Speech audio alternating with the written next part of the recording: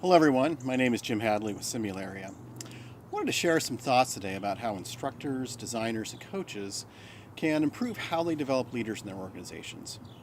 As I've talked with managers and executives over the last several years, oftentimes as they go into a new leadership assignment, there's this feeling of being thrown into the fire.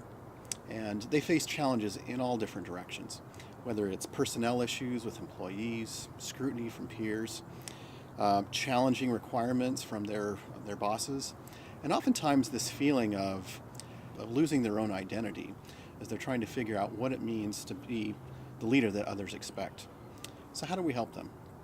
Well, I've got 3 different types of wood here, and I'm going to use it as a demonstration of how they react to fire.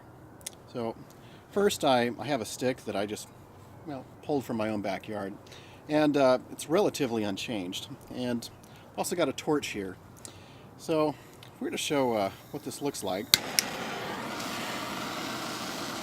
So as it's introduced to the flame, it gets black and immediately see flames coming off of it. And it is starting to burn and getting consumed. So that's one example. Second is I have a board here that's been cut, sanded. Let's see how it reacts to the fire. You see almost immediately it's taking on all of that heat and those flames, and it's actually burning hotter and faster than the stick was. So look at this last one. So this is a piece of lumped charcoal, and charcoal is kind of an interesting substance. It's essentially just a regular piece of wood. It's been cut, but it's been exposed to a tremendous amount of heat, but under very controlled conditions. It's created in a low oxygen environment so that it does not consume or combust. Rather, that heat burns off many of the toxins, many of the volatile compounds that are inherent to the wood, and leaves it being almost pure carbon. So as a result, when it is exposed to heat again, it absorbs a lot of that heat, and it can burn longer, hotter, more evenly, and with almost no smoke. So what does this have to do with leadership development?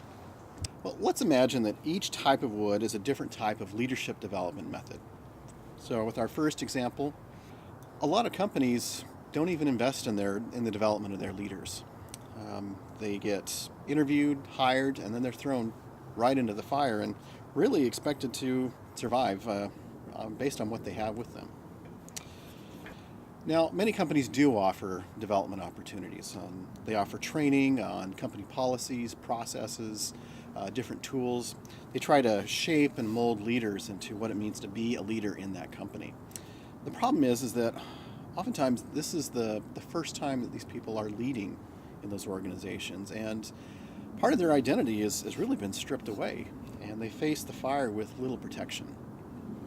Last, some companies try to prepare their leaders for the challenges they'll face by putting them through controlled heat experiences. And this can come in the form of maybe simulations, experiential learning, even supervised stretch assignments. And what these experiences do is help them understand how to lead under pressure, under the fire that they're going to be experiencing within the company. So as you develop leaders, look for opportunities to create meaningful heat experiences that don't just shape them, but can really alter the essence of who they are and help prepare them to lead in the fire. And here's what's really interesting, that as we look at leaders who have been put through these heat experiences, when they're reintroduced to the flames, well, they don't burn, they glow. Thanks for joining me today. We'll see you next time.